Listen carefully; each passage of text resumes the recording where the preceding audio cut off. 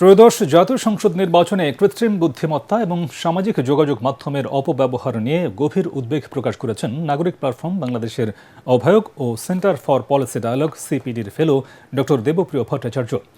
রাজধানীর সেডাপ মিলনায়তনে ডিজিটাল অর্থনীতি ও উদ্যোক্তা প্রসঙ্গ নিয়ে মুক্ত আলোচনায় তিনি বলেন, সারা দেশে মব সন্ত্রাস এবং সামাজিক যোগাযোগ মাধ্যমে লিঙ্গভিত্তিক ধর্মীয় সংখ্যালঘু ব্যক্তি ও প্রতিদ্বন্দ্বী প্রার্থীকে ঘিরে যেসব অগ্রহণযোগ্য কর্মকাণ্ড চলছে তা নিয়ন্ত্রণে নির্বাচন কমিশন আর সরকার ব্যর্থ। সরকার কঠোর না হলে এআই এবং সামাজিক যোগাযোগ মাধ্যম আগামী নির্বাচনের সহিংসতার অন্যতম নিয়ামক হিসেবে কাজ করবে বলেও শঙ্কা এই অর্থনীতিবিদের।